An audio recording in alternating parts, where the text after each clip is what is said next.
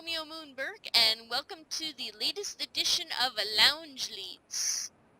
I am here with Mad Matt Winchill. Hello. Randy Ranson McCulloch. Hello. And Ed Drinivian. Dunkel. You don't have to say my name every time. Yeah, that's true. No one really knows me as Drinivian. Okay. According to the podcast. It just sounds weird if we all have nicknames and you don't. Yeah, but it's also the longest one in there. It just seems weird. All To right. me. If you want to, we can just call you Ed. Yeah, do that. I call him Ed Boy, That works too. but have to do it with cheesy Indian voice. That's fine.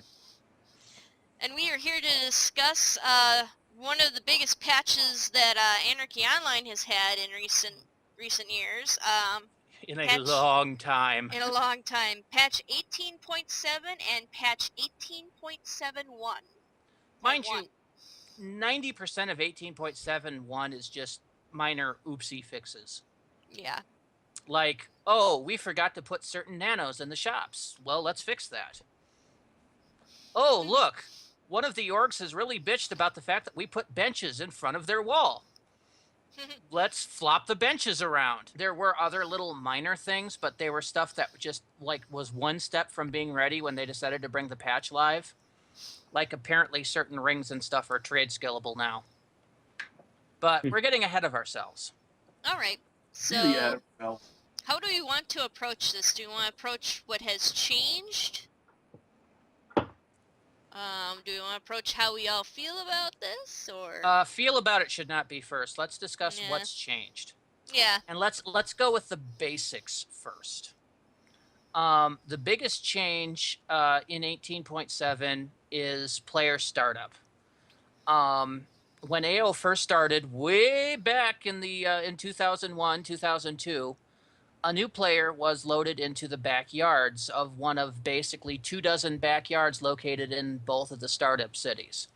For neutrals, it was Newland City and Borealis. For clans, it was Athens or Tyr. For Omni, it was Omni and Rome. You started in basically the junkyard or training area.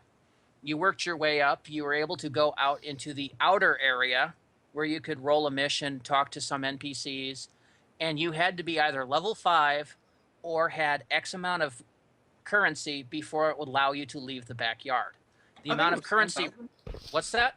I think it was 10,000 credits. Something like that. It was a decent amount that it was hard to get in the startup area. Really, what tended to happen was higher level characters would come in and give their newbies cash, because of course higher level characters were allowed to go into the backyards. So people would do that and bring their characters out and have them go run, do stuff. End of story. It was really basic, but AO was really basic at that time. Starting in 2005 with the Alien Invasion expansion, they added what became known as Newbie Island. It was technically called the ICC Shuttle Port, I believe. Mm-hmm. Yeah. And it was, well, it was better than the backyards, but it had its issues. One of which was there was a complete and total lack of direction when you basically logged in on this beach. A lot of people would turn to the right, run to the right, get themselves smacked down by a Dynaboss, and rage quit. That didn't have a lot of turnover. It did have, however, a quest line and specialty items only available there, and that was good. But like I said, it had its problems. Certain areas of the game were not explained in Newbie Island, like implants and some other really basic concepts. Twinking, well, yeah, to an extent. But so in 2009, the game director at the time, Means, and Kintai promised they were going to make a whole new player experience. This was supposed to come out with the new graphics engine, which we had been promised 3 years prior and still hadn't heard anything about, and the player rebalancing, which we had heard about 2 years before that and hadn't seen anything with. So now, here we are in 2015, a whopping 6 years after said promise, and we have gotten the new player experience and step 1 of the rebalance, which is the majority of 18.7. Also available, of course, is the fact that they have changed the ICCHQ in Andromeda to a new, basically trying to make it the new quest hub for both Clan, Neutral, and Omni, for all 3. They've also seems to upgraded several of the mesh, I guess you could call it, the pattern level for several areas, including Borealis, including, well, it's pretty much randomly throughout the area. Things look better. And then they have started with the player rebalancing. A lot of professions got candy. A lot of professions got a mix of candy and nerfage, and some professions got horribly, horribly nerfed, which we will discuss in detail later. Mm-hmm. But remember, that one profession that got horribly, horribly nerfed, that's the AO pastime. Pretty much. Yeah. So let's go ahead, and I guess we can start with the new player experience, which is where we're sitting at the moment. The new player experience is an ongoing quest line involving characters, allowing them to go from 1 to 15 to 20 before leaving the new player experience. It is, again, an ICC shuttle port, but it's kind of the back end of one, it looks like. You start as somebody who is stowed away to Rubica on board a shuttle, and you're basically working your way to build yourself a faked ICC identification card in order to enter the world proper. This is done through a series of you do me a favor, I do yours, I do you a favor quests that takes you all the way up through the maintenance techs into the vendors and then up to the entryway. By this time, you're usually about level 10 to 12, would you say, Ed? You've done this repeatedly? 5 times. Yeah, if you don't stop and farm for certain things, which we can talk about later, you're going to be about, I actually want to say 9 to 11. Okay. So around level 10 is where you'd be if you do the bare bones and leave. Yep. Which, what's about the level you would leave the old new player experience? If you do the bare bones in the old new player experience, you were about level 7. 6 to 7. I guess I spent a little more time around there. Yeah, I I usually always didn't. wanted armor. Yeah, I usually didn't leave until I was level 12 myself. Or higher. I would try to milk it out until I was level 10, and I would, unless I was trying to get that extra level of alien experience, which was kind of pointless once they put in daily AI missions. I would try to leave at level 10, which I would then turn around, retwink my character before going through 15 levels worth of subway. Here, it's easy to get up to level, I would say, 12, 13. Once you start hitting there, most of the monsters become kind of gray, and it starts getting harder to level. And then I think at your level, Ed, the only thing that's green to you is the Dynaboss in the lake at this point, right? Actually, no. To me, if you're going to sit here and you're going to do everything here, you're going to farm up those quest shoulder pad bits, you're going to do every quest, you're going to be 15 to 17. And at that level range, the only things that have been green, or that are going to green to you yet, some aliens, you're going to get some leets that are still green to you, and you're going to get some mini bulls that are still green to you, and the saltworm in the lake. Okay. So that's you hit about 19, you got nothing except for the saltworm in the lake. Okay. So I'm sorry, I actually thought you were 19. 20 is a realistic possibility in the NPE. You're really stretching the bottom barrel if you're trying to get that high in here. And at that point, you only got 5 levels of subway left when you're done anyway. Yeah, good shit down there. So a lot of it does tell you things that you were missing before.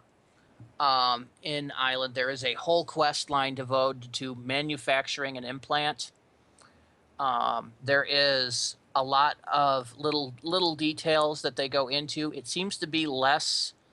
The entire conflict between Clan and Omni is actually added as an afterthought rather than an actual chunk of the missioning here. It was kind of like that before too. I mean, it was an afterthought there, but there were I don't know if you real mobs there that dealt with it. if you listen to a lot of the flavor text though, there was a lot of flavor text pointing out the hostility between Clan and Omni. There was a lot of flavor text bitching about Omnitech. True. A lot of the previous developers did label Omnitech as the big villain. You can kind of tell that slant if you look everywhere in AO, especially in the Shadowlands where Omnitech is allied with the Unredeemed, Yeah. who look like demons, while the Redeemed, which the clan allies with, looks like angels. It's kind of a bit of a subtle jab there. I am not saying that Omnitech is the good guys. I'm just saying neither are the clans, so yeah. Both sides got their angels, both sides got their demons. Yep. Which is why I prefer to remain neutral. We are the supreme breed after all. So, what are the pros for the new player experience in your eyes, Ed, as our resident expert on this? Pros? Yes. When if you complete everything, you're going to have a veritable pile of buffs. And if you're paid. Not even if you're not paid. Sure, you miss out on 4 composite nanos. My frubes that I've taken through here, my free accounts, they still felt really good, even though I was missing those 4 nanos. Now, you don't need those nanos here, and I've got high level tunes. I had money I could ship over for the nanos. Not that I did. I just wanted to feel it on a free player experience going through here. Your character, after you get through here, is actually going to feel strong. I never got that feeling in the old introduction area. All I did is I felt like, yay, I can take a hit. Here, with their revamped newbie armor that levels with you up to 200. God, yes. Which is amazing. They still sell the things to make the sided variants, but you only get that here. Actually, Ed, you just disappeared. He just crashed again, I'm pretty sure. If my character crashed in a game, I don't give a fuck. Okay. I'm still here. Mm-hmm. I'm gonna figure this out sometime later. It's been doing this all day. It's been pissing me off. Yeah, apparently you're Ed's talking with us on his side computer. His main computer is apparently having issues. It's We're having here. issues all day. Ultron has invaded my system. That bastard. I was gonna say, we're talking with the ghost of Ed. I'm gonna be getting Ultron back later, so that's fine. Undead Ed. Yes, Undead Ed. All right. So what about the minuses? Minuses. They don't teach you about NCU, which is really important. Yeah. They do not teach you about Dino bosses. Yeah, both would Just have kind been of bump into them. Yeah, you just kind of run into them and die. Mm-hmm. Yeah. And hey, it wasn't actually a crash this time. What'd you do, idle out? Apparently, I may have idled out. I didn't think there was an idle out. I've kept this game alive for hours. Yeah. It may have just closed on you. I think it did. Oh well, I'll log back in shortly. Okay. Another thing is, they give you the items to the sided shoulder pad quests off of the robotic minions at the beginning of the first things you're killing. But you don't know what to do with it until you've combined the whole thing. Where you can finally right-click the final product, and get a mission to go find these guys. Yeah, it would be great if you get the first item in the trade skill. I can understand not doing it for every item, but for the first item in the trade skill thing, to upload a quest to assemble it. Yeah, you upload a quest, and it gives you the trade skill requirements to assemble it and the order you're supposed to assemble it in. Especially since they've added trade skill quests, which is kind of cool. Kind of needed those. You know, some people wouldn't know how to make a personalized brain. I didn't know how to make nearly anything in this game. I learned through trial and error, and you telling me what the heck I was doing wrong. Yeah. Fucked up again. Damn it. I am actually going to add another minus to the new player experience. Actually, a couple of minuses. One, it's going to get really old really quick. Yeah. You've already gone through this like a dozen times. 5. I exaggerate. I deal with it. Yeah, I'm dealing with it. It already has to start getting old to you by now. Imagine. Honestly, yeah, I don't want to go through it a 6th time. Yeah, imagine a year from now when you need to make a bank alt or an org bot, and you are going, and there's no opting out early. There is a it costs 15K to actually leave to ICCHQ, which you either have to farm up. There is a quest to actually earn 15K off the bat, but it is under the main shops, protected by level 5 to 6 garbage fleas, which will kill you dead. I actually did that just to see how it would work earlier. You almost have to roll an Aatrox, max out your stats, and then run your happy behind down there and hope you don't die before you pick up the item. Oh, I got to pick it up, but you will die before you get back. That's the point. You pick up the item, you die, and then you take the money and leave. Yeah. Even so, though, that's a little more involved than it was on the island, where you just walk up to the guy and go, "I'm ready to leave now." And he goes, "Okay, here you go." It's a little more, painful and forethoughted than that. And it's, like I said, it's going to get really old for people really quickly. It doesn't have a lot of replayability niceness that other new player experiences I've been in have. I would like to see an easier way out of the experience. Another thing I would like would be a way to team with your friends right off the bat, instead of running to the end of the zone, getting into one common area, and then trying and praying to God you come out in the same game space. Yeah, that's never fun. That's, I mean, in the old ICC Shuttleport Noob Island, there was the place that you leave was pretty much right up, like 2 floors above where you zone in. It was a bit of a run, but nothing overly hostile was between A and B. Mm-hmm. So you could say, let's meet up there and we'll go down and do the quests. Here, you've got to run through all the newbie area to the shop area, and then across a roller rat field and a mini bull field to get to the alien field where the crash shuttle is. And it's a pain in the ass. Just getting all of us here in the same zone for this show was dental work, especially with Ed crashing every 3. Hey, I think that was my sound card. And I think my router needs to get reset, which may be why I'm having problems now. Not going to do that now because we're doing the podcast.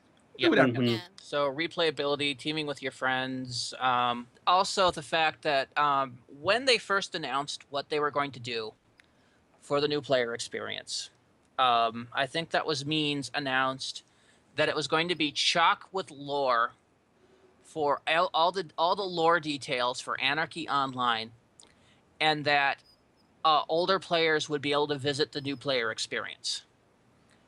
And neither one actually came to be.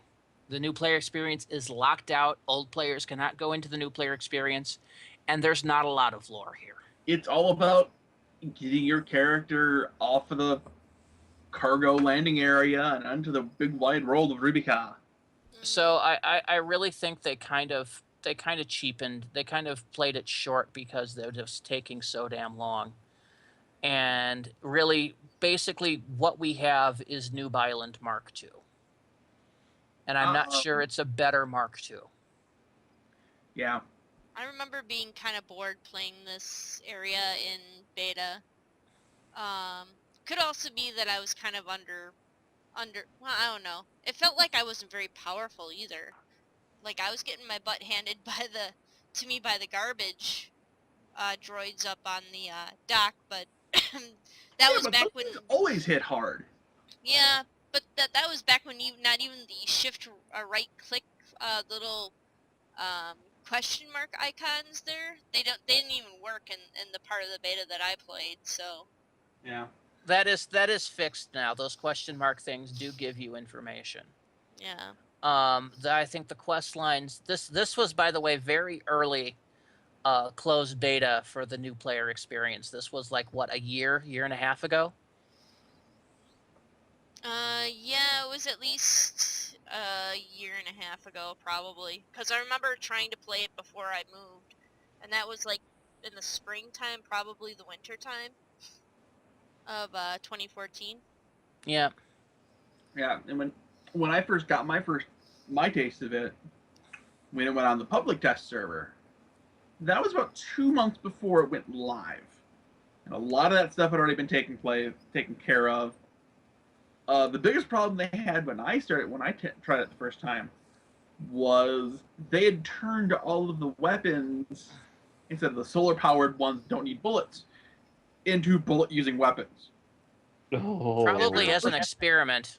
Yeah, as an experiment. And their first bullet vendor wasn't until the actual vendor area. Still isn't, but yeah. Actually, no, they added an ammo thing in the junkyard.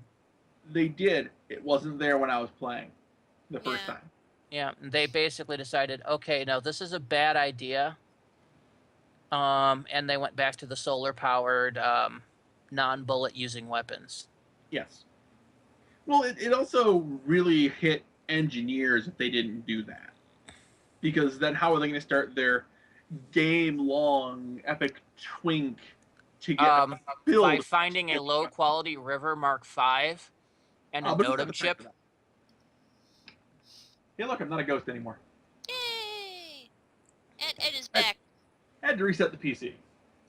There is a way of making a solar-powered pistol in the game. I know. I found the trade skill for it. It is a pain in the butt. And it would be nice if they actually gave you the items to do that through the noob section if they were going to do bullet using stuff. But you would need to have ammo terminals all along the way. Yeah. Well, or one of your first quests give you a box, not a thing, a box of ammunition. Because there's no way you're going through 50,000 shots, even as a soldier or a fixer, before you got to the center area. God no. Took me a month. No, it took about 2 weeks to do that. On my 212 adventurer. So, yeah, that's... And that's wearing a full auto every 30 seconds. It was doable, but they'd have to have compensated too much, so they just took it back out. That is about the only part of all the new lovely gear I feel is a little weak. Is it it tweak them? No, it's all the same stuff that you got on Noob Island back in the second time. But what they did is, on the plus side, they tweaked the Shadowlands armor and they tweaked the Rubicon armor. The newcomer armor is absolutely beautiful. Yeah, because it levels with you. It gives you NCU, hit points, nano, and first aid. It always did. It's just didn't give you the NCU. Yes, it did. Nope, that was Sundance. Thought newcomer armor did a little bit too. Nope, not that I'm aware of. Yeah, Sundance gave you the NCU. Newcomer armor may have given you NCU, but you had to go sighted for it. Oh, that might be what happened. Is the sighted newcomer armor became the regular armor, because that also leveled, but I only think it leveled up to. Yeah, that only leveled to 15. Sundance armor, which is you have to be paid to use. You gotta have Shadowlands. They removed the NCU buff from that, but instead gave it add-all damage. So that's nice because newcomer armor doesn't have a helmet. So if you're a paid player, you get a full set of newcomer armor, Sundance helmet, and all the delicious, delicious trade skill armor and equipment that they give you, in addition to the ability to do alien invasion missions to get low-level AI loot. Yeah, but albeit a lot of that low-level AI loot isn't that useful. No, but it's still nice to know what it's all about. I will always take a low-level endorphin facility, a low-level biomesh that increases my dodge range, and a 2-point communication array. Because that's 2 points of nano skills I don't have, 10 points of evades I don't have, and something that lets me help. That's between just that much more. The bots are worthless, though. Yeah, but I mean, a lot of the other alien drops at that level are pretty useless too. Yeah, the MCU is a joke. So you guys mentioned the changes to nano skills yet, or the skill tree? Not yet. Oh no, we're still going off on the new player experience. Oh. Well, that's okay. I think we've said all we can about the new player experience. We've beaten this horse down. Yep. So all right, another thing is, yeah, the entire skill trees of, well, not really trees, but the skill listings for what you spend your improvement points on have all been restructured, and a couple of skills have actually been removed from the game. Well, one skill was merged in with another. They just can't get rid of the skill you dumped, the old skill. Swimming and map nav are technically no longer skills. Swimming has been merged with run speed to create a skill called movement. Swimming is going to be a certain percentage of run speed, essentially, or of movement. I can tell you, as a 220 player, I went and took a dip a while ago, and I'm still moving pretty damn fast in the water. I think the only category to come through this completely unscathed was abilities. You still have the same 6 abilities with AO that you've had since day one: strength, agility, stamina, intelligence, sense, and psychic. The second category is now body and defense. This was, I believe, called the body tab in the old place. The big change here is that the skill that used to be called parry is now called deflect. Deflect is a new skill. Parry has been removed from the game and was basically changed to deflect. Whereas parry was a pointless skill, it had worked at some point in the early days, and then they stopped it because it was completely and totally broken. Deflect, what it does is, the higher it is, the better chance you get of getting a glancing blow instead of a direct hit. A glancing blow will range from doing absolutely nothing for certain attacks to half damage for the majority of attacks to complete and total damage negation for things like aim shot. Yeah. The big thing is, for anyone who does PvP in this game, deflection works differently for burst and full auto. For burst, you're going to take half damage per shot that hits you. 3 bolts in a burst, take half damage per burst. Because full auto is calculated for every bullet, you can get 3 normal hits with a full auto. The next 7 bullets could be glance hits, which will do half damage. Full auto is calculated weird. Yeah, it is. It always has been calculated weird. But it's still one of the most powerful specials in the game. Other than aim shot, which this was a direct kick in the nuts to. Hey, I'm glad it was a direct kick in the nuts to it. Those agents deserve a kick in the nuts. Just because I have one doesn't mean I don't believe they need a kick in the nuts. They whined and got the top tier Rubica heal pet and combat pet I get tired of their whining just so they can get shit. Really, it's kind of like 5-year-olds. I want another cookie. You can't have another cookie, but I want it. I want a new fancy thing that just got added in. Mine, mine, mine. Well, right. I guess we'll have to take the Fixer's cookie instead. Come on, Fixer, give it up. So, the poor fixer. the other change to body and defense is martial arts is no longer listed under there. Yeah.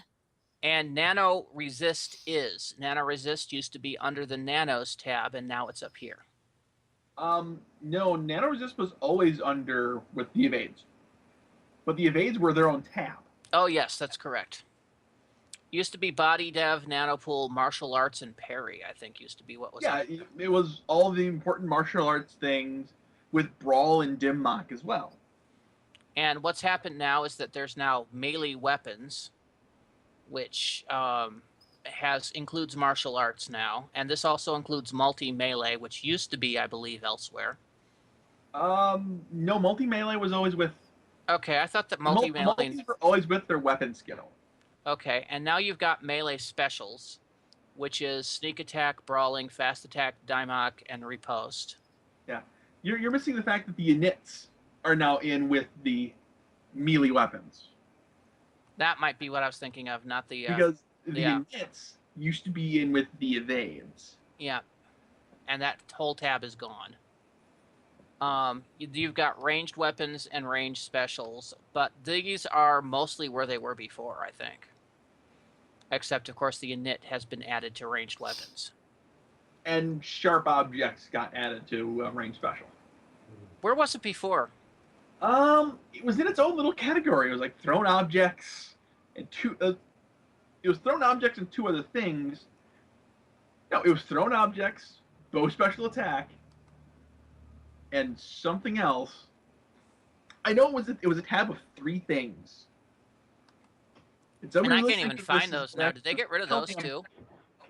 No, they got shifted elsewhere. Bow special attack is there. Okay. Well, I'm back to being Ghost, guys. So next you got nanos and casting, which is your basic 6 nanos plus nano unit now. The only really big difference here is that nano unit was added and heals were moved to another tab. Then you've got exploring. These are your vehicle skills plus your run speed, which I believe used to be with the units. Yes. Swimming, of course, is not there, and adventuring, which used to be under body, is now moved here under exploring. Oh, adventuring. Adventuring's one of those that's probably on the list to be removed. Yeah, Or at least they're considering it. Yeah, all it does is let you put on different backpacks and some special items. Here's the thing. Adventuring was used as a big thing for adventurer map nanos. Back when, in the Shadowlands, the map nanos actually gave you buffs. So I could take those map nanos and cast them on the other people and give them little buffs. And now those buffs have been either moved to another line or removed. They were all just rolled into other existing buffs and made stronger. So there's not really much of a point to adventuring anymore unless you just want fancy map in the Shadowlands. And the adventuring wrecks on some of those nanos were actually dropped through the roof. Or through the floor, you mean? Yeah, through the floor, yeah. Or removed entirely and just given a standard nano. So yeah, I'm pretty sure adventuring is next on the list. Is probably high on the list of skills they're thinking about taking out.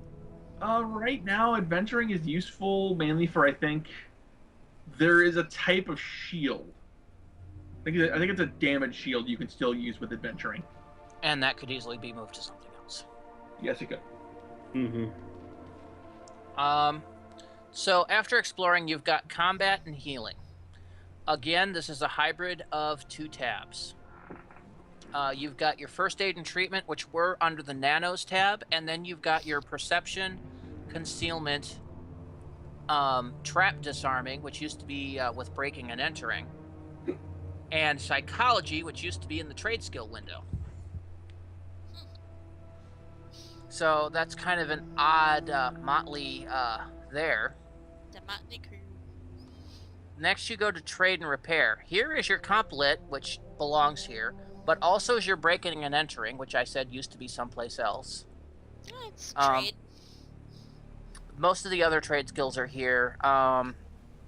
Again, I find it odd that psychology, which has been used as basically a trade skill for a good chunk of the game, other than bureaucrats, has been moved away from here.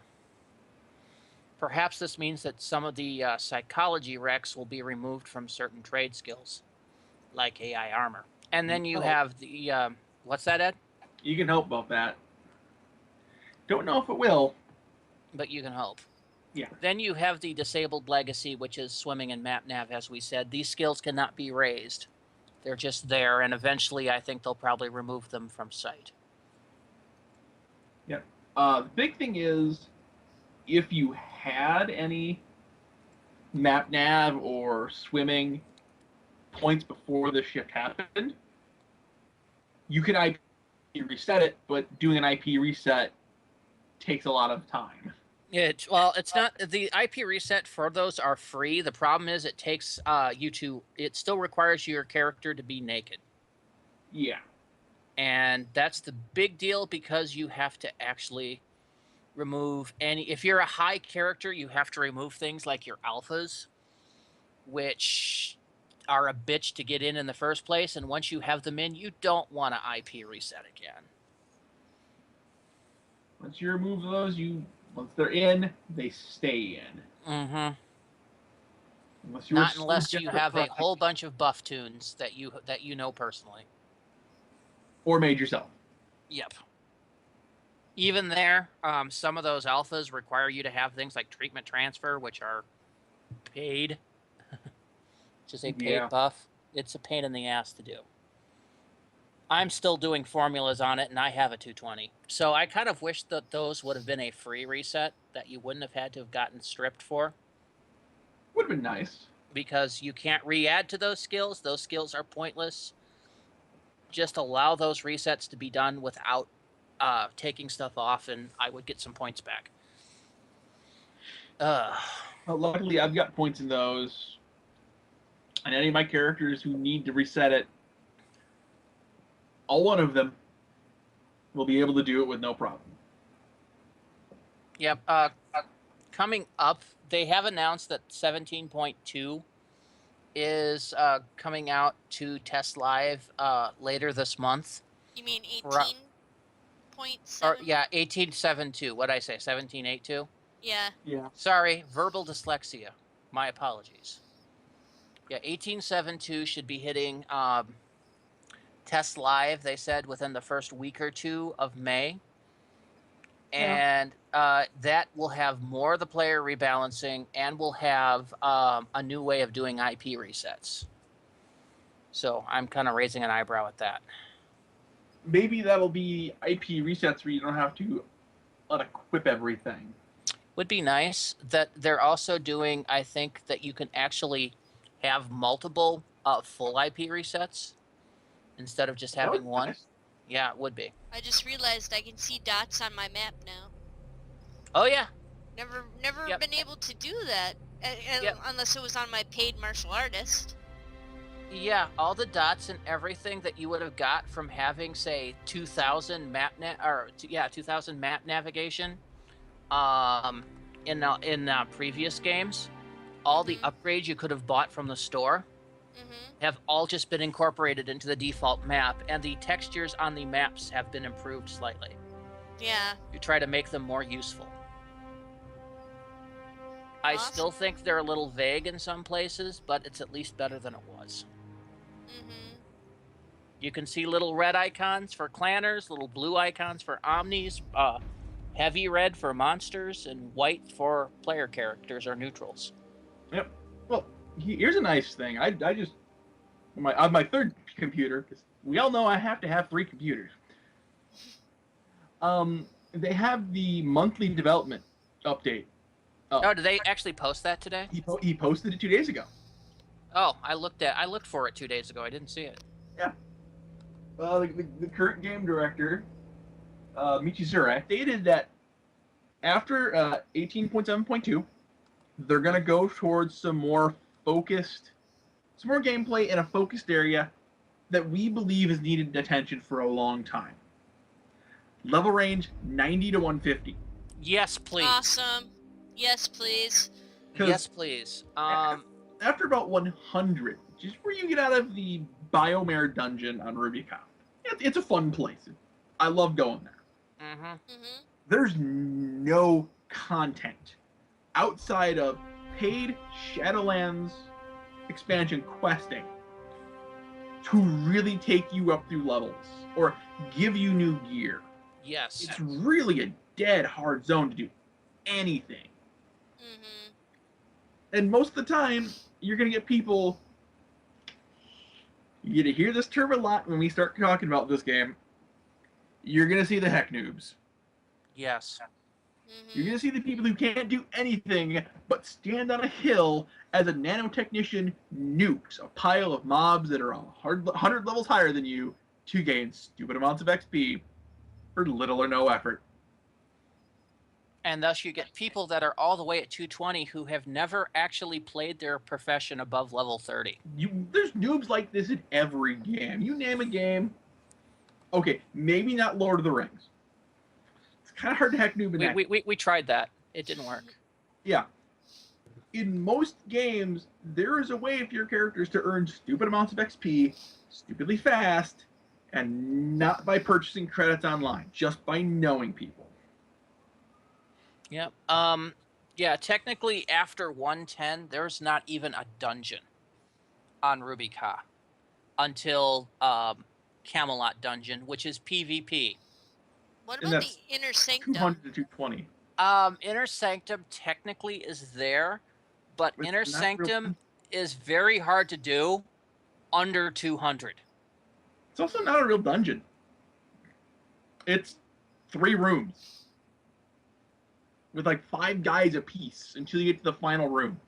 Oh. I can tell you, I went in there on a level 200 tune, paid, Aaron, Mm-hmm. and I got spanked like a little bitch.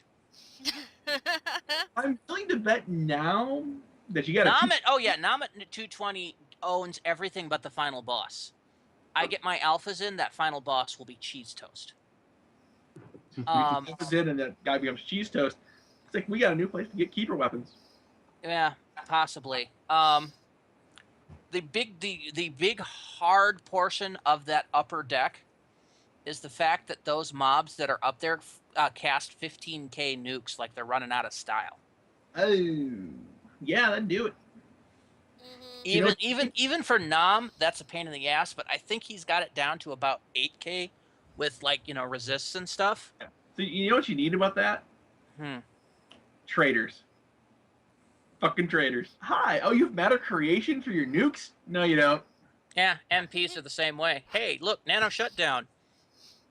Oh, but they nerfed you there. How? Base nano shutdown is only 1,000.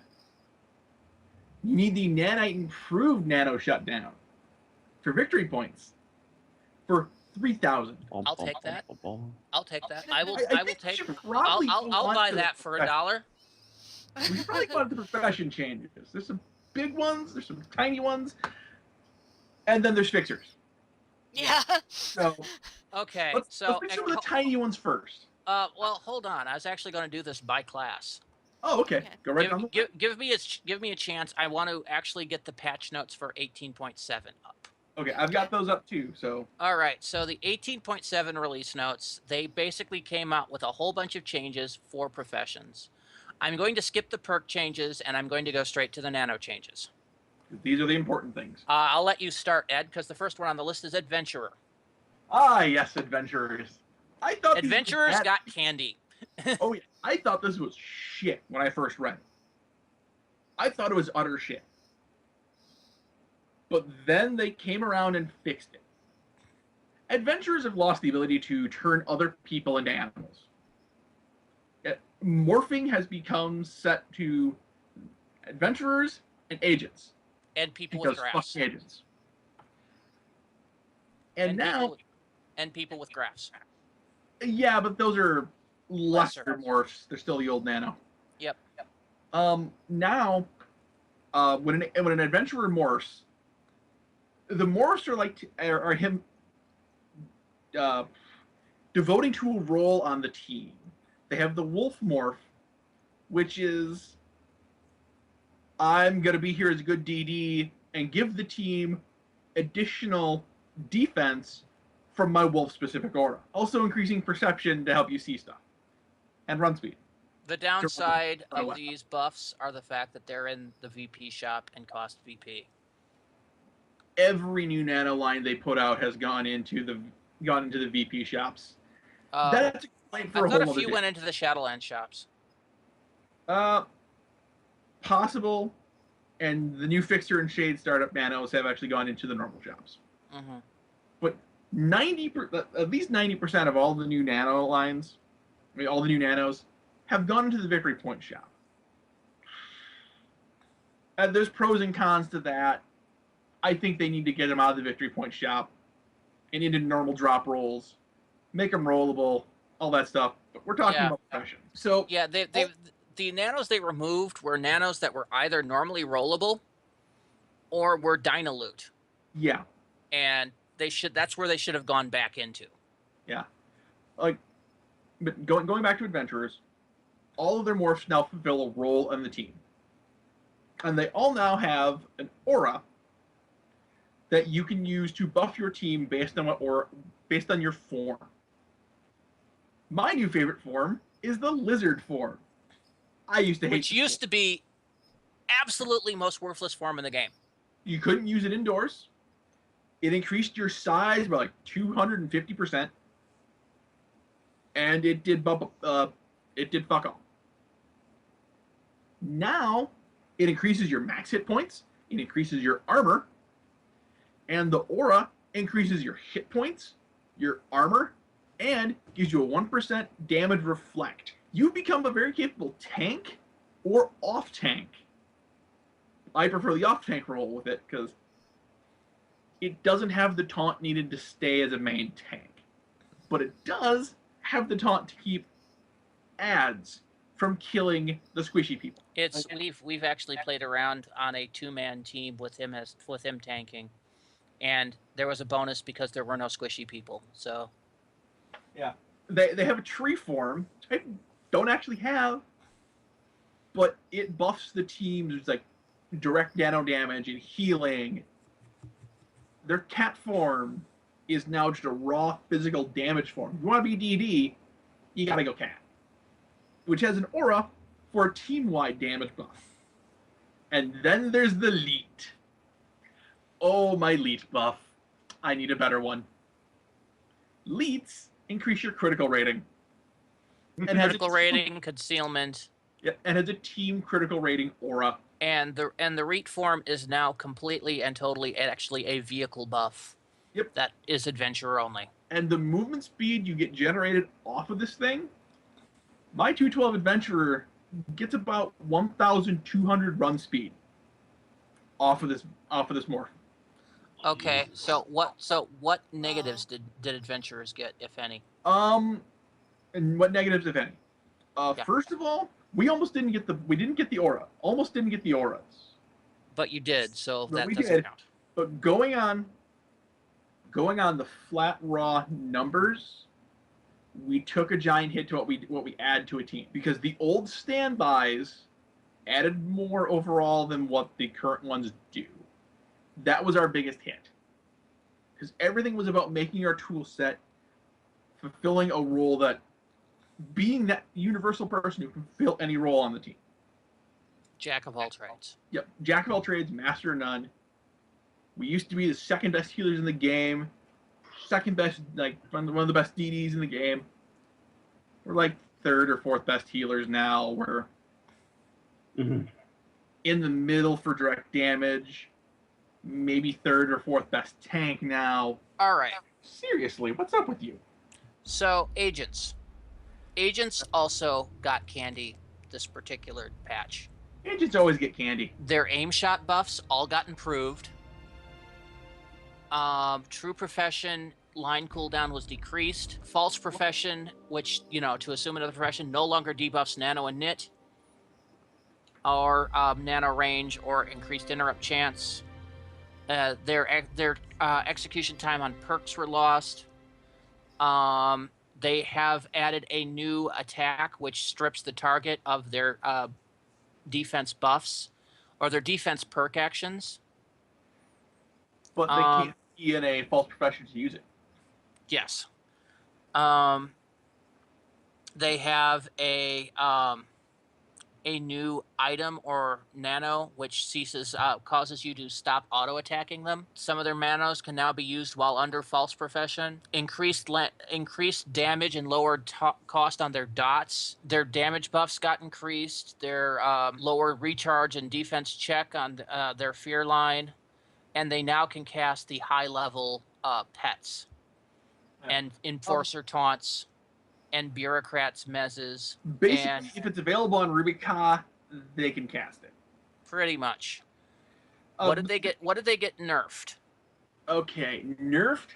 Not so much. Agents, like you said, they got candy this time. Their escape nanos are less effective if you're false professioned. Their Their rifle buffs no longer buff aim shot or sneak attack, but those were moved. Yep, to I other was lines. going to mention that one. Because now the aim shot and the sneak attack lines are just that, and they're usable by multiple professions. The biggest thing that got nerfed to agents was the fact that with the pit lizard form no longer doing a size increase, agents can no longer decrease their sizes. Oh yes. And they're bitching holy hell about that. Guess what, agents? Grow a pair. Fucking deal with it. Nerf agent is a bitch. Line of anything and everything that doesn't go their way. But Bureaucrats. I want to say one more thing about agents. Okay, go ahead. The dots they had initially, they weren't even worth casting. They were worse than nanotechnician dots. And nanotechnician dots are shit. I wouldn't say that. I've had high level agent dots on me, and they hurt. The low B ones were shit. Ones are horrible. Yeah, the low B ones were shit, but they had a huge arc increase. Okay. By the time my you agent's hit only level 60. So the time you had a 150 agent casting agent dots on you, they hurt. I think they hurt worse than doctors. My agent ever gets there, I'll find out. So the bureaucrat got a mixed bag. Go ahead, Ed. You play a bureaucrat more than I do. Yeah. Mine's 211. The biggest thing that really hit us, they nerfed a nano that every bureaucrat had to farm for, or pay multiple hundreds of millions of creds to get. Our bread and butter thing out of the Shadowlands, improved cut red tape. How did they nerf it? Well, ICRT used to give you run speed, evades, add all defense, add all offense, skill lock, intelligence psi, and I think maybe one more thing. They have turned it into skill lock modifier, add all defense, and one other thing. Critical decrease. Thank you. That was the other thing I keep missing. That's it. Now it should be noted that the 3 points of int and psi were added to the nano neuronal stimulator, which is now not only a nanotech nano, it's also available to bureaucrats and metaphysicists. Yeah.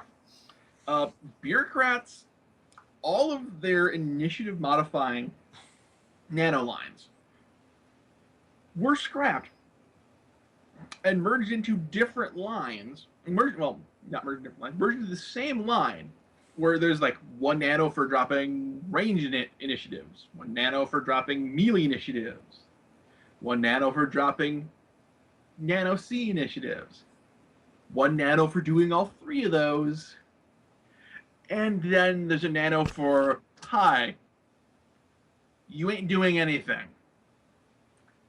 These are all in the Victory Point store, and they all cost a ton. So unless you're PvPing or doing your Victory Point dailies every day, you're probably paying 50 to 150 million credits for to have someone buy this for you. Jesus. Yeah. That's depending upon the cost of victory points at that given date or time. So what Not did they interested. get?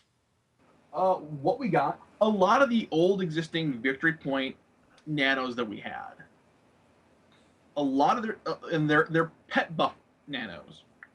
A lot of their durations got increased. So they go from 1 minute to 10-minute durations. Let's see here. We got access to Neuronal Stimulator. Mm-hmm. I mentioned that. Our anti-root nanos, those cast times were reduced, and look, they increased the damage of some of our nukes. Really, that's a lot of what I'm seeing. Okay. So So it was a lot of merging and a lot of making existing nanos better, and they moved our second pet, the bureaucrat lawyer / secretary pet, which you need to have Shadowlands to get, which are really, they take the place of our charm pets after about level 175. yep. They got moved into the same cooldown line as Meta-Physicist combat pets. Okay. That's about it. That really is a mixed bag. All right. So next we go on to doctors. I didn't see that much different with doctors. They got some dot removal nanos, which is nice. There's this whole thing that goes through multiple metaphysicists about weird-looking nanos that got completely redone. All of them were Shadowlands drop nanos, and they redid a whole bunch of all of them, and it was mostly annoying. Yeah. The doctor ones now, instead of doing multiple things, they all focus on one type of buff instead of multiple buffs. Yeah. And a lot of the doc healing nanos, they set it up so it's like, oh, instead of, I heal you for this, then you gain like 1,000 hit points. No, we're just gonna heal you those extra 1,000 hit points. The big change. Complete heal lines. The complete heal lines and alpha and omega lines, which they used to use to make a what we used to call a pocket doc, which was like a 200 plus doctor doing tank job for low B heck teams, is no longer possible because they no longer pull aggro in the Shadowlands. Which pissed a lot of doctors off, but didn't piss me off. Yeah, those pocket docs can kiss it, to be honest. Because all you're really doing is encouraging the heck noobs. Yeah. Which, as you can tell, I'm not a big fan of. Hey, he's gonna hit me with a trout later because I heck noob my trader. I do not relish being hit by trouts. Just gonna say that now. Yeah, I'm gonna have to find a big one to smack him around a bit with. So we come to the Enforcer. The Enforcer got a bit of nerfage. I think, other than the Fixer, he got the most nerfed of any profession. And the big nerf was the fact that their health buff programs got reduced by a lot. Before you used to be able to nerf and you'd basically move like a snail, but you had a frick ton of health. And now those particular buff programs have been reduced with the movement penalty removed. Well, they reduced it, but what they did is for some of those nanos, they added heal reactivity. Yes, which is basically a positive healing modifier when someone heals you with a nano stem or a spell. Which is okay in a team, not so much when you're soloing. Yeah. And they also lost, of course, giant size because of the whole size thing. Yeah. Enforcers consider themselves nerfed pretty badly by this patch. They're also talking about merging a couple of their buff lines into one line, which will actually cost them some alphas, I think. They're not very happy at the moment, but they're hardly the worst that came out of this patch. Engineers. Engineers got a new dog at 150, which is good because they went from 75 to 200 or 180 without a new dog. Yeah, it was 100 to 175. The Slayer Droid miniaturization line, which I believe still works, now has add-all defense added to it, so your pet is harder to hit. Master Repairs now heals all pets instead of just one. And Prejudice got heavy weapons added to it, making it even more useful. There's not a lot that buffs heavy weapons in game. Yep, Formula 22 makes pets more aggressive, which is nice. The more aggressive your pets is, the more they're likely to hold aggro and not turn on you. Increased duration. And then they lowered the amount of some of the solo auras, which, by the way, tended to get you agged anyway. Yeah. Engineers, I think, got off pretty well on this. They didn't go over great, but they got decent. Well, they lowered the amount of team special blockers. So I'm guessing you don't get a new one every 25 levels now. There were a lot of special blockers. Yeah, well, that's good, because some of these times I was looking at those blockers going, which do I use? Which do I use? Yeah. Okay, so now we're going to hit the bitch of this patch. The Fixer. The Fixer. The bitch of every patch. The bitch of every patch, but this particular patch, they got taken out back, beaten up, mugged, raped, shot, and left by a dumpster to die. What they received. This is all they received.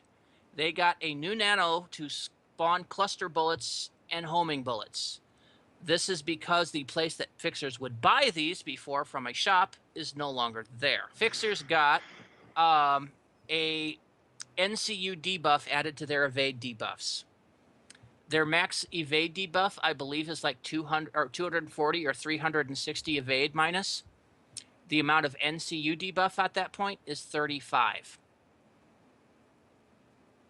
That's nothing. That is absolutely nothing. So that is not even a token. So your perception buff now increases it by 240. Woo. That is because the B&E. That is because the B&E buffs no longer buff perception. Makes So sense. basically what that is the buff from the old B&E line moved to perception. And their sneak attack buff should now target sneak attack by 70 points. Again, that's because the B&E buff. So what they lost. Grid armor can now be used in the Shadowlands, but no longer provides any nano resistance. Mind you, Grid Armor 4 provided 50% nano resistance. The amount of add-all defense gained from the Grid Armor the amount of add-all defense gained from Careful in Battle perk line has been removed from the Grid Armor. This is 300 points of add-all defense. This is lunacy because the fact that Grid Armor is usually used around levels, I would say 25 to 150 to maybe 175.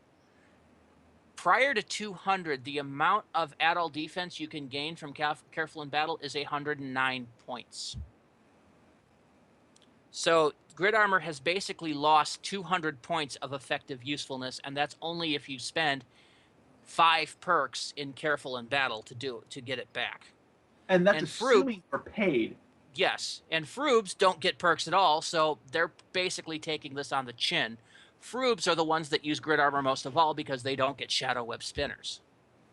This is pretty much pure dick kickage to that. And idiocy. The second part of idiocy, and probably the most damning, is that Fixer emergency grid nano programs have been given a line cooldown. As of 17.0, this line cooldown was 20-minute cooldown for team and 15-minute for self. That was fucking insane. Because basically the emergency grid out is what Fixers tend to use when they blitz. You run into a mission, you grab the item, and you emergency grid. And you do that in 15 minutes, probably 4 or 5 times. And that means that you've slowed down blitzing to the point of being less than useful. Basically, by the time 15 minutes has elapsed, a Fixer can run from one side of Rubicon to the other. This really hosed the Fixer's playset in PvP and PvM. It was put in to hose their PvP because Fixers would, when they got under a quarter life, would emergency grid out, heal up in the grid, and pop out and start attacking again. What this line really needed was to have a flag labeled not usable in PvP and have a separate line of PvP only grid nanos that had a cooldown on them. Mm-hmm. But instead of handling it with delicate hands, they hit it with a Nerf mallet and really fucked things up. Because it's fixers, they have to hit it with a Nerf mallet. As of 17.1, the actual duration of that cooldown has been reduced to, I believe, 5 and 10 minutes on the low ones, and then like 2.5 and 3 on the high Bs. It's still too much. But it's still better than nothing.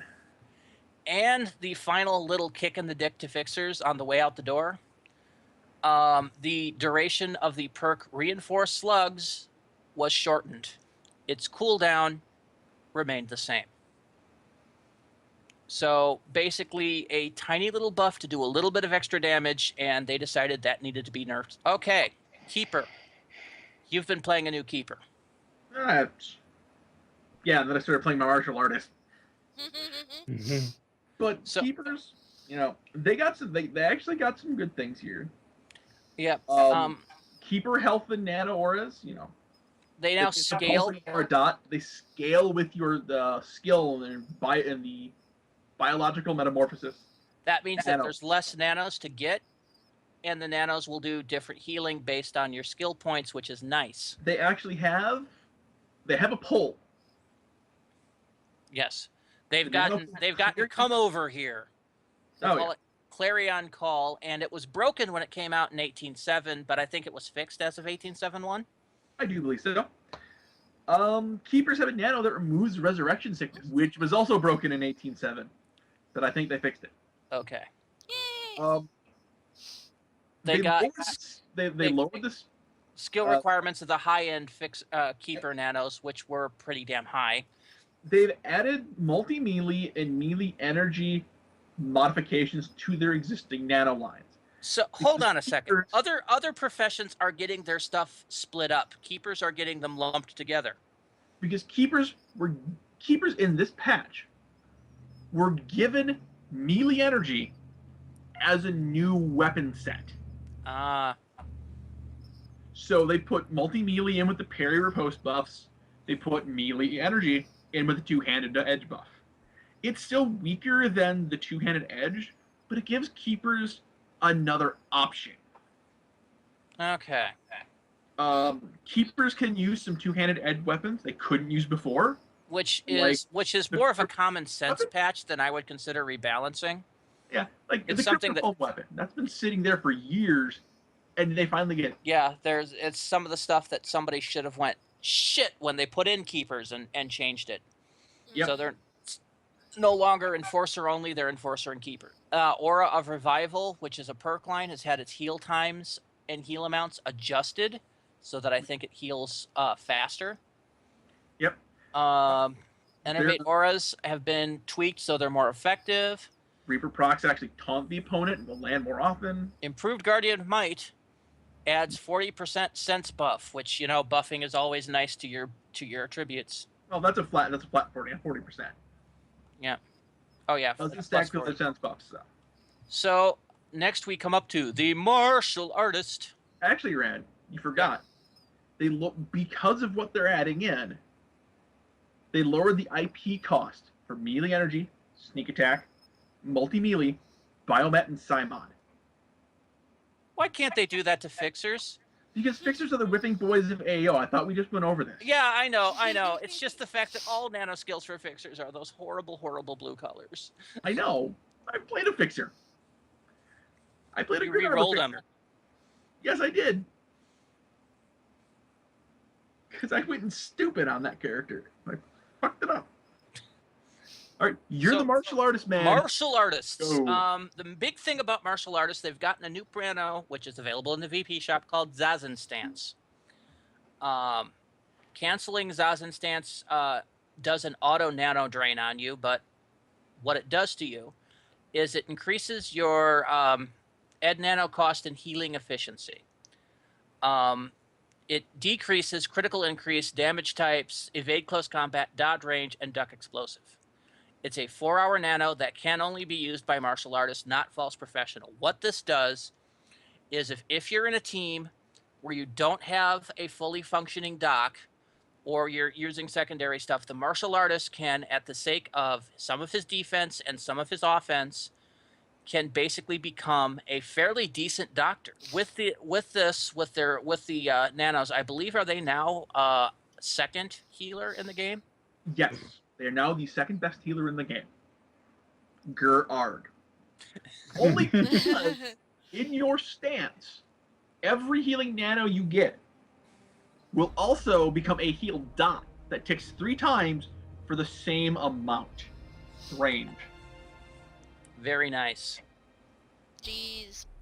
I'm going to have to re-up The my adventurer in my AO. heart going Gerarg. That was my role. You stole it from me. I'm going to have to They've re-up made my them even account. more like Kenshiro. Martial artists' critical increase buffs have been updated. 11 points they can buff other people, and 28 points to themselves. I think this is actually a nerf. Actually, no. You were updated the values of the agent aim shot line. It might be a nerf. I think it was. I actually will have to look at UVC, old and new, and take a look. But I think I could. I thought we did more, like a little more than that. No, your best ally one was like 7%. Okay, then that's probably a buff. Then I think it's a barely a buff. I think it was like 25 to 28 at high levels, but yeah. So that's still a bit of a little more crit. Fist of the Winter Flame, which was a quest reward, I think still is. Now buffs all damage types and has a cooldown of 2 minutes. This is actually okay. I can deal with 2 minutes. As long as they keep it within its own damage line. Anvil Fist provided a melee damage override. This is kind of a nerf because I don't want to do melee damage. I'm geared for fire damage. Greatly reduced heal nano costs. Thank you. We've been bitching about our heal costs for years because they were the most expensive heals in the game. Oh, don't worry. The adventurers are going to start bitching about that now. Form of Reason increases invades by 60, but changed to the AC buff nano line. Still not something I cast normally. Lower defensive check on Delirium and Flowered of Life. Okay. 4 Fists of Kali increases martial arts by 160, sharp objects by 60, and fast attack by 30. I think that's a slight buff. Martial arts mastery increases MA by 60 and sharp objects by 30. Basically, we're getting a sharp objects buff, which we didn't get before. Our taunt nanos are more effective. Going Gerarg, you and your 160-point main weapon buff. Increased taunt nano effectiveness, which because our taunts sucked. Increased nano cost in Zazen stance, lowered hot of additional Zazen heals. The fists of a martial artist will move slightly more quickly, which means we do more damage faster. They're pretty much PvP centric almost, or not PvP, DPS I should say. They martial artists are DPS crit machines. That is their entire purpose, and Nam, my 220 martial artist, is basically built of pure Ausonium at this point. Well, you're still the Meta-Physicist player, so this Yep. is yours So too. moving on to Meta-Physicist. The big change for Meta-Physicist is that instead of having like 5 to 6 pets in one pet line, they've given you 1 nano for that pet line, and as your skills increase, the level of the pet you're summoning increases. It means less nanos overall, which makes it easier to level said character. They also, the higher end pets, the levels were messed around with slightly. Summoning of Yadira now summons a quality level 210 pet. Calling of Mortificent now summons a level 215 pet. Bayazu the Vile can be spawned at level 150, as before it was, I think, 160. Actually, that was the 175 pet. Oh, that was a 175 pet? Either way, it does make it... a Meta-Physicist can summon their final level demon, if they work at it, by about level 75. So that only makes you do 75 levels with the same pet. Reduce the casting time on Quantum Wings, which is nice. Increase the chance of Curse of Kronos to work. I was testing this in the Alien, in one of the Alien missions, and it landed 100% of the time. So that is very nice.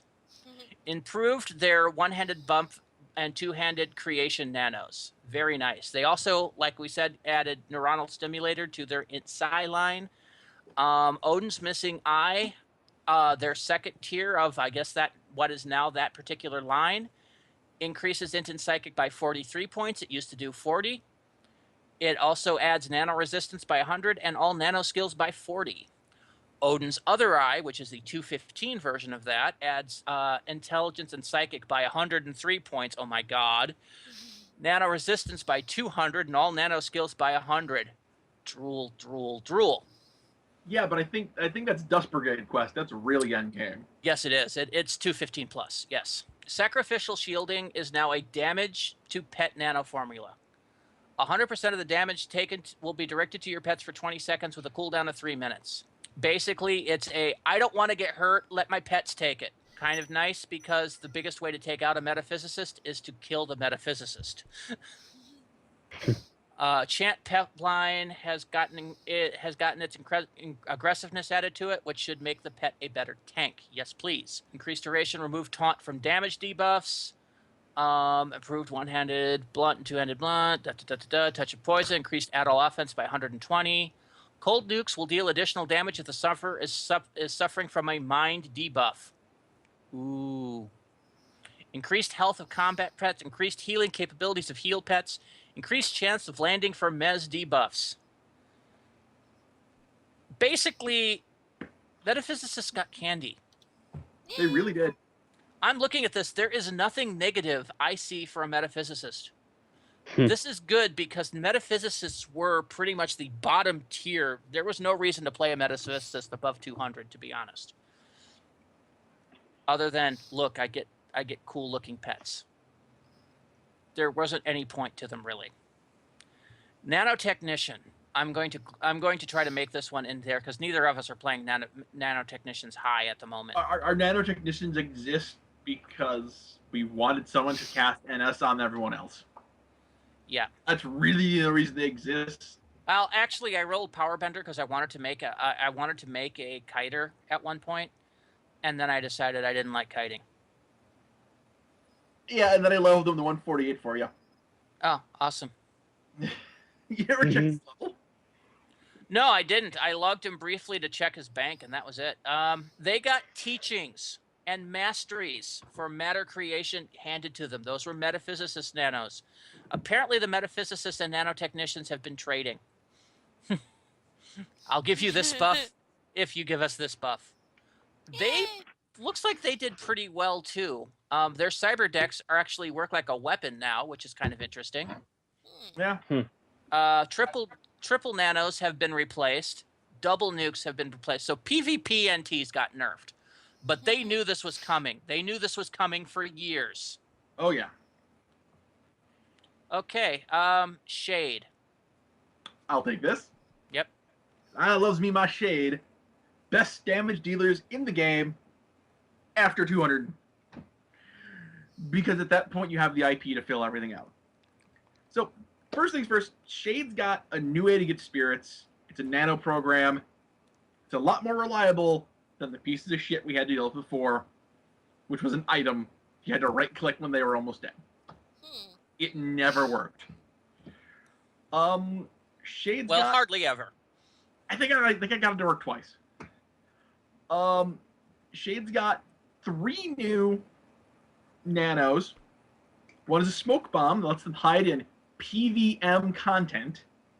This nano does not work in PvP. They got a nano that buffs the target's add-all defense by 25 points. Fixers are going to be Shade's new best friends now. Or Shades are going to be Fixer's new best friends now. Oh, we're both each other's friends. You give us hots, I give you defense. They got a health drain nano, and damage procs heal the Shade for a small amount. Shades get a lot of procs. Yes, they do. Shades live and die by their procs, pretty much. Yes, they do. And now it's even more. Shades got concealment and sharp objects added. And their concealment buff got stronger. All their spec 4 nanos had their Rex lowered. You see that a lot on these. But the most important thing for Shade, the Nippy Stilettos had their level locks lowered. Way lowered. Yeah, these used to be weapons you could only equip level 100 forward. Now, it's either level 50. It's either level 50, or it's level 25. Jeez. It was level 50 as of 18.7. We thought we saw that that went to Level 2, which is starting at what, 15? no, it's 25. Oh yeah, it's 15. Yeah. But just having that unlocked at a lower level, between level 55 and 100, there really were no good options for a shade for weapons. You were stuck either trying to get an alien weapon or finding something decent or buying an OFAB weapon. And OFAB weapons are a pretty big investment. I do not see that, by the way, in the 17.1 patch notes or the 18.7. Okay, so it's still tied to level 3. So level 50. Perfect point for them to drop it in. That means that you can actually run TOTW with a nippy stiletto. Yeah. Still tempted to do it. All right, hey, the next two classes are still pretty much me. Because I have the higher level soldier and I got the higher level trader. Soldiers, they got a bit of a buff. Their emergency heal nano, which was really crappy before, healed 200 hit points, and then you took a 10 damage dot for like a minute. Now heals them for 30% of their life once per 3 minutes. They added a second nano called Adrenaline Rush, which heals you for 3% of your health every 2 seconds, 15 times. Shares a cooldown with 1 more hit healing. Submachine gun was added to our composite heavy artillery nano. Great nano. They changed the priority order on a couple of our reflex, but the important thing is the soldier's ultimate survival tool, the Total Mirror Shield, now uses a cooldown instead of a global nano shutdown. So now we pop our 75% damage reflect shield.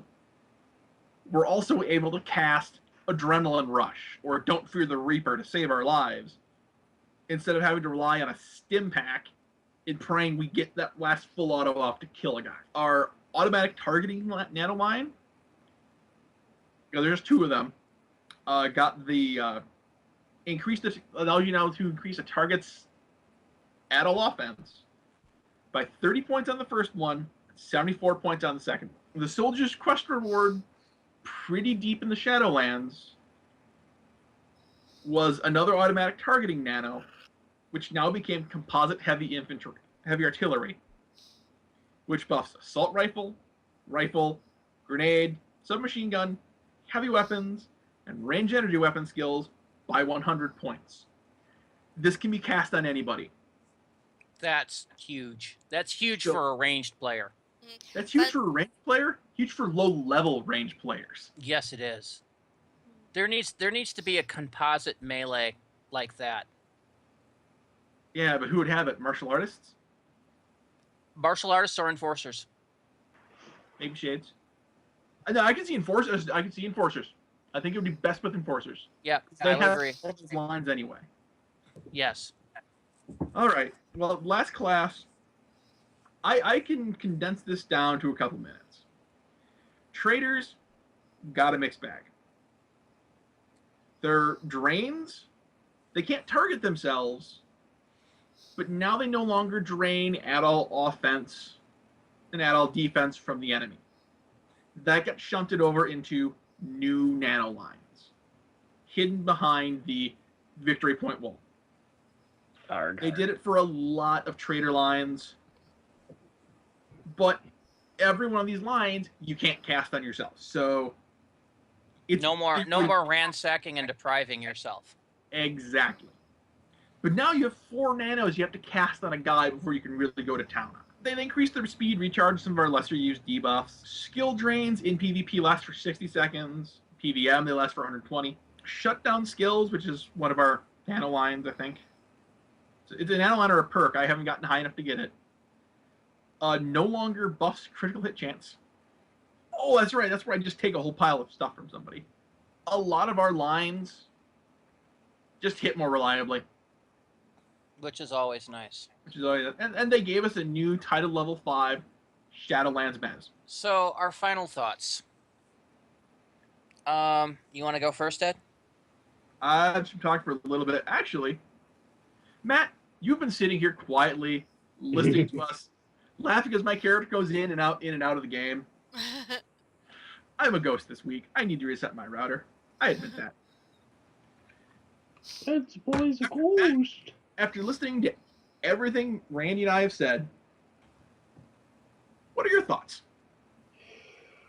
The whole character tree thing is uber complicated, but it does seem like most of it was good, except for the usual gankage on the poor class that keeps getting ganked more and more as we go on. Poor Fixer. Yeah. Fixer, I think, had one piece of candy in 15 years. The rest of it's been all just getting bludgeoned in the face of a brass knuckle. There's still a lot in life. The new opening newbie experience is still touchy-feely for me right now. I'm sure after a while I'll get used to it. You've been gone from the game for a while, though, so... Better part of a year, I think, yeah. But again, this is just a totally new newbie area. I've not had a chance to experience it because it was part of things I wouldn't be able to be involved in anyway. Yeah. The graphics tweaks I've been noticing all over the place here and there, and I can't say there's been a single one that I don't like so far. So, oh my god, a little buggy cricket thing just wandered in on my screen. But yeah, a lot of better textures, a lot of better bump mapping, and everything else. It just looks a lot nicer, even though it still looks a little aged. It is still the old graphics engine. They're just upgrading the textures. Yeah. I'm hoping that it's starting to become the prelude of them finally putting the new graphics engine on public test, not hidden behind their closed beta they've been hiding behind for like a year now. Tried like 2. True. Yeah. So anything more, Matt? That's about it for me. All right. Do you want to go now, Ed, or do you want me to? I'll go. Okay. The ghost is back. Overall, I'm completely happy with the changes. The new player experience has its fair share of annoyances that need to get fixed. The easiest way they could fix it, put a mailbox in the system. Put a mailbox in the new player experience. They had one in the very beginning. They took it out. They need to put it back in. They just need to get someone to explain NCU and someone to explain Dynabosses, and I think that's golden. Like, the only thing I'm annoyed about right now is fixers. I would love to play a fixer consistently, but they get nerfed all the time, and I play way too many range classes. Otherwise, I'm happy with 18.7.1 and 18.7.0. I actually can't wait now for 18.7.2 and what's going to happen in 18.7.3. I trust Michi. He's put out content more reliably than Means ever did since I started playing. And he's running 3 games on, all That together. That was Janelle. No, I thought it was. Isn't Joe Bilos still in charge? I don't believe so. Really? I believe Joe Bilos was Janelle, and Janelle left at the end of last year. Oh. Weird. The person that's in charge now is Michi, and Michi, unlike Janelle, who had never played AO before, is a massive AO player, and thus is a little closer to us knowing the game. The guy that's the gameplay designer is Henry Sanger, is Michi Zuri. Oh. He's got my respect because adventurers were talking about the loss of their wolf auras. He went into the thread and said, I like this idea of morph-specific buffs, but I do not like a universal buff. Oh, He took that, rolled it into the new nano lines that we got. So he went in and conferred with them, and now the professionals are trying to get those buffs raised a little bit because it shouldn't be a my team gets 25% of what I get. It should be maybe 50% or 75%. Well, I mean, they're working on it. They're working on it. Mm-hmm. But that's more interaction than I ever saw with means or... I actually had a lot of interaction with Means, but my big issue with Means was he didn't care for anything other than endgame rating. Well, your thoughts, Rand? All right, my thoughts. I'm a little less optimistic than you. 18.7 for me is a bit of a mixed bag. The new player experience is new and shiny, and it does give a lot of new things. But it is lacking in some areas, and much like Newbie Island, I think will grow stale fast, and people will get sick of it. The changes made in the map to ICC and Borealis, the ICC one's a bit drastic for me. I would have liked some echoes of what used to be there. Borealis is just too neat and orderly for me.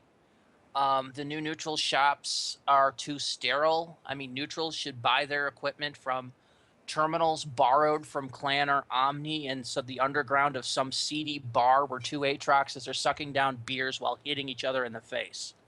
That's the neutral way. The changes, it's very hard to tell where the changes are going, and they have mentioned themselves that this is the first of, I think, 3 or 4 massive changes that will be hitting the game in the upcoming 18.7 patches. The fixers need some love, some serious love, to keep them even viable. Oh, God, please. On the other hand, most of the other changes I seem to like. The people bitching about the size categories can suck it, because those have been annoying people from day one. And yes, I don't want to look for a microscopic pixel that just happens to be the fixer that, or the agent that's shooting at me. Deal with it. At the same time, Shoot me. Come out and shoot me. Janelle had a massive case of did not get it. And that became obvious as things went on. And some of this does tend to have a feeling of does not get it, but a lot of it was left over from Janelle and earlier. The big question that has to be asked is, the whole purpose of all of this is to increase player retention. Is this going to do it? I don't think so. Not yet. It's too little and it's too vague to keep new players for more than a few weeks at this point. They need the new engine, and they need to actually sit down and do some massive hand-holding in the new player experience to keep some player retention. Because this is one of the hardest and most complicated games, MMOs, out there. And people need to get up to speed before they get unleashed on the populace, I think. Yeah. And at this point, they're not... they're wanting to go on Steam at the moment, and I don't think they're quite ready yet. Yeah, I was actually just going to point out, they really shouldn't be... Are you finished, Em? Yeah. Okay.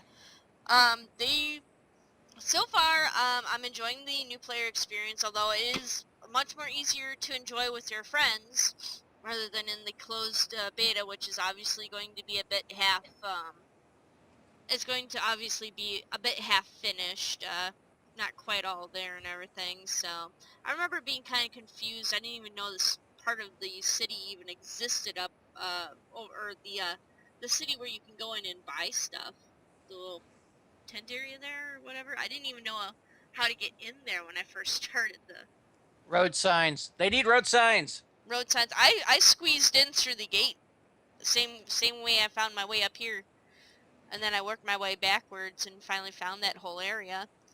Because I was like, this can't be the only thing. There's only people in like orange jumpsuits down in this little kind of, hangar area. So anyway, I think it's got a lot more work to do before it can go on Steam. Otherwise, people are just going to be picking up and dropping it. And also, you're going to see a lot of negative PR on there. Especially with people kind of getting up in arms at old games being marketed on Steam. It seems like not just old games, but old games that have, really complicated stuff that people can't get into. Stuff that's broken, everything else, half-made, games. Well, you know, AO was born broken, and it evolved broken, and it's still broken. Yeah. It's I mean, I'm any also game that you need a third-party program just to properly roll missions on is broken. yeah, I'm also kind of these updates. I'm interested in playing like I am kind of interested in re-upping my subscription and playing a Shade. That would be kind of interesting. I don't know. I've never played one of those. Hardest fun. class in the game, isn't it? It is one of the hardest classes in the game because you're basically made of squish until Mhm. around 190 to 210, which is You gotta- when your life tap procs actually start compensating for your squishiness. You gotta Okay. kill them before they kill you. Yep. But the important thing is on a Shade, you don't need treatment. Oh. Because and I Shades have the new spirits, which you can hot swap on the fly, Mhm. but spirits have level locks and they don't buff as nearly as much as a symbiote does, or even a an implant can. So you're gonna have a bag on you at all times, so you can twink into armor that's gonna take off. Mhm. It can get a little complicated. It can fill up your inventory slots. The important thing is that you know people and that you go online to the resources that are out there for you. Places like AOUniverse.com, places like the official forums. AO Froobs for Yeah, non-players, yeah, for AO non-paids. Frubes. The other important thing is you find a good org. I mean, Or good orgs or are- a good group of friends. or a good Yeah. group of friends. Like, there's us, the neo-independent Rubicons. Mhm. There's I'll give them some credit because I've seen nothing but great people out of them. House of the Black Star. Ooh. I think House of the Black Bob used to Star is actually have a tune in the house. Um, I think that was like original Eurodyne was in the house for a long time. yeah. We don't talk to them anymore because we're not on their bot anymore. But the Union. Oh, I still talk to Pyro. Oh, cool. It's called Leader Chat. Ah, but the Union was a great group of people. I don't talk to them much anymore, but I would like to. Mhm. There's good, knowledgeable people out there. You just need to know where to go. And at that point, beware the official forums because there's a lot of whiners on there A lot A of lot of whiners, a lot of trolls. trolls. Yeah. and trolls. Well, people have But become. There are people that have paid AO accounts just to troll the forums. Yep. But the important thing is they have a section of the forum called Profession Academies, where it's all broken down into the individual professions.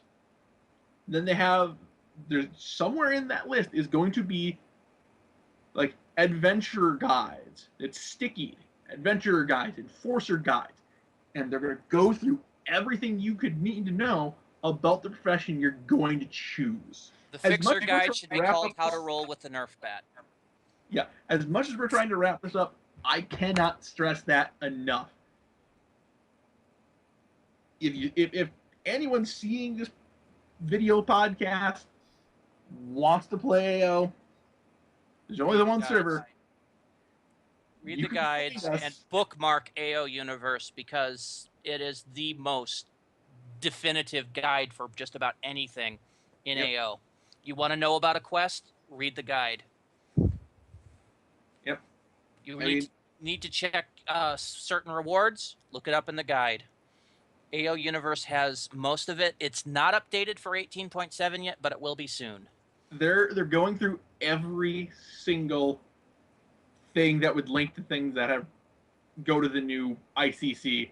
That really screwed up a lot of the guides, but that's just traveling to places and locations of mobs to go to places. But that is an important resource. I think the other important resource would be us. We're more than willing to sit here and answer questions through in-game email or in-game chat.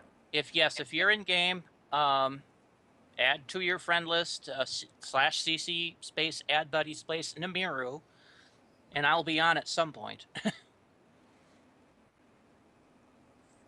That's my main.